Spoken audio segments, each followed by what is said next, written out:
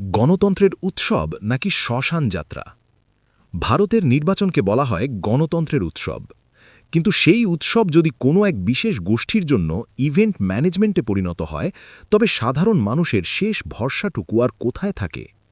পশ্চিমবঙ্গে মুখ্য নির্বাচনী আধিকারিক বা সিইওর দপ্তরে অসাধুভাবে বস্তা ভর্তি ফর্ম 6 বা ফর্ম 6 জমা দেওয়ার যে চাঞ্চল্যকর ঘটনা সামনে এসেছে, তা কোনো বিচ্ছিন্ন ঘটনা নয়। এটি একটি সুপরিকল্পিত, বিজ্ঞানসম্মত এবং ভয়ঙ্কর রাজনৈতিক ষড়যন্ত্র। ভোটার তালিকা থেকে বৈধ নাম বাদ দেওয়া এবং অবৈধ নাম ঢোকানো, এই কৌশলে গণতন্ত্রের যে হত্যা লীলা চলছে, তা ভারতের নির্বাচনী ইতিহাসে এক কালো অধ্যায় হিসেবে চিহ্নিত হবে। ফর্ম 6-এর কারচুপি, কি ঘটছে ঠিক?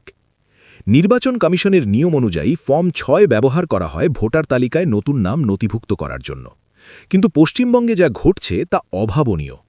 অভিযোগ উঠছে যে হাজার হাজার ফর্ম 6 কোনো ব্যক্তিগত উদ্যোগ ছাড়া গণহারে একটি বিশেষ শিবির থেকে জমা দেওয়া হচ্ছে।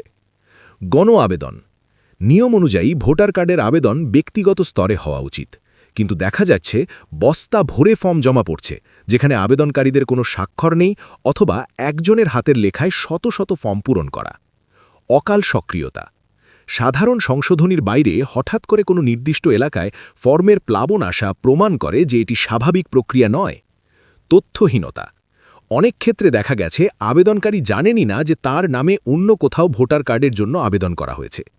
এটি আসলে ভোটার তালিকার ডেমোগ্রাফি বা জনবিন্যাস বদলে দেওয়ার এক সূক্ষ্ম চাল। মহারাষ্ট্র, দিল্লি, রাজস্থান ভোট ইঞ্জিনিয়ারিংয়ের পরীক্ষাগার। পশ্চিমবঙ্গে যা ঘটছে তা নতুন কোনো মডেল নয়। এর আগে মহারাষ্ট্র, দিল্লি এবং রাজস্থান নির্বাচনে এই একই পদ্ধতি প্রয়োগ করা হয়েছিল। এটি একটি প্যান ইন্ডিয়া ব্লুপ্রিন্ট। মহারাষ্ট্র মডেলে ডিলিশন বা নাম বাদ দেওয়া। মহারাষ্ট্র বিধানসভা নির্বাচনের আগে দেখা গিয়েছিল লক্ষ লক্ষ ভোটারের নাম ভোটার তালিকা থেকে রহস্যজনকভাবে গায়েব হয়ে গেছে। বিশেষ করে নির্দিষ্ট সংখ্যালঘু এলাকা এবং বিরোধী দলের শক্ত ঘাঁটিগুলোতে এই নাম কাটার হার ছিল অস্বাভাবিক। দিল্লির ডিজিটাল কারচুপি, দিল্লিতেও একই অভিযোগ উঠেছিল যে বিএলও স্তরে কোনো রকম তদন্ত ছাড়াই হাজার হাজার নাম কাটা বা স্থানান্তরিত করা হয়েছে।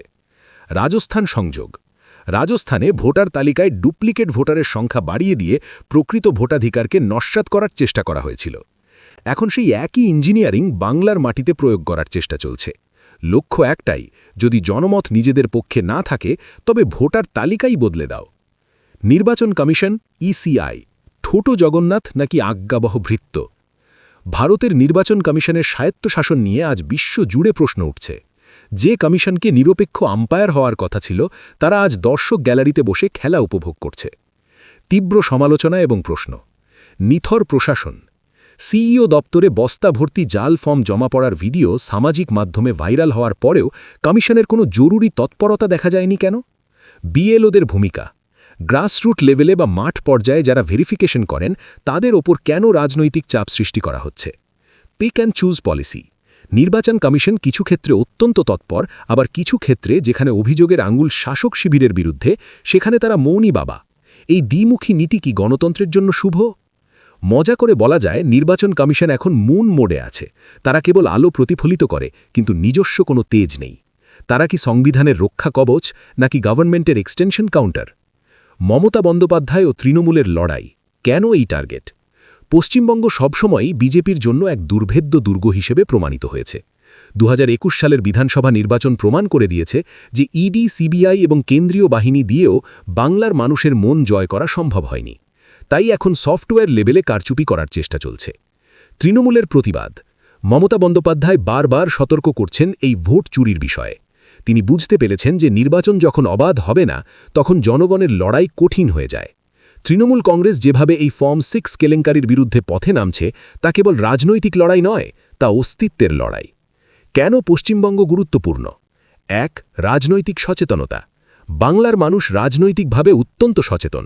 এখানে কারচুপি করা কঠিন, তাই ডিজিটাল এবং পেপার ওয়ার্কের মাধ্যমে নাম কাটার খেলায় মেতেছে বিপক্ষ শিবির। 2. মহিলা ভোটার, বাংলার লক্ষ্মীর ভাণ্ডার এবং অন্যান্য প্রকল্প মমতা বন্দ্যোপাধ্যায়ের পক্ষে এক বিশাল মহিলা ভোট ব্যাংক তৈরি করেছে। এই ভোট ব্যাংককে ভাঙতে না পেরে ভোটার তালিকা থেকে তাদের নাম ছেঁটে ফেলার এক ঘৃণ্য প্রচেষ্টা চলছে। তথ্য দিয়ে আক্রমণ, সংখ্যা কি বলছে?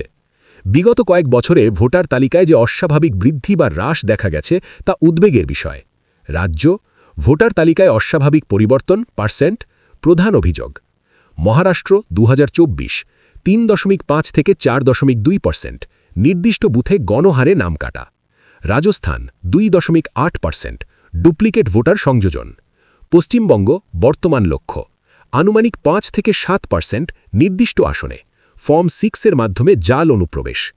এই সংখ্যাগুলি বলে দিচ্ছে যে একটি অশুভ শক্তির কাজ কেবল নির্বাচনে অংশগ্রহণ নয়, বরং নির্বাচনের ফল আগে থেকেই লিখে রাখা। গণতন্ত্রের অন্ত্যেষ্টিক্রিয়া আমরা তাহলে এমন এক সময়ের দিকে এগিয়ে যাচ্ছি যেখানে সাধারণ মানুষের ভোটের আর কোনো মূল্য থাকবে না। ফর্ম 6 যদি রাজনৈতিক দলের কার্যালয় পূরণ করে জমা দেওয়া হয়, তবে নির্বাচনের দরকার কি? সোজাসুজি কমিশনকে বলে দিলেই হয় যে আপনারা কাকে জেতাতে চান। নির্বাচন কমিশনকে ধন্যবাদ দেওয়া উচিত।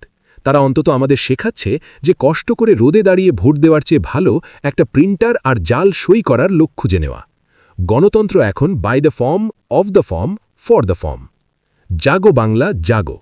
পশ্চিমবঙ্গের প্রতিটি নাগরিকের কাছে আবেদন, নিজের নাম ভোটার তালিকায় আছে কিনা তা বারবার পরীক্ষা করুন। কোনো অপরিচিত ব্যক্তি যদি আপনার হয়ে ফর্ম 6 বা ফর্ম 7 জমা দিয়ে থাকে, তবে তৎক্ষণাৎ প্রতিবাদ করুন। গণতন্ত্র বাঁচানোর লড়াইটা এখন আর শুধু তৃণমূল বা মমতা বন্দ্যোপাধ্যায়ের নয়, এই লড়াইটা আপনার এবং আমার। বাংলার মাটি রাজস্থান বা মহারাষ্ট্রের মতো সহজ নয়। এখানে ষড়যন্ত্রের জাল বুনে কাজ হবে না। আমরা চাই একটি স্বচ্ছ নির্বাচন, যেখানে ভোট হবে ইভিএমে, ফর্মের বস্তায় নয়। জয় হিন্দ, জয় বাংলা।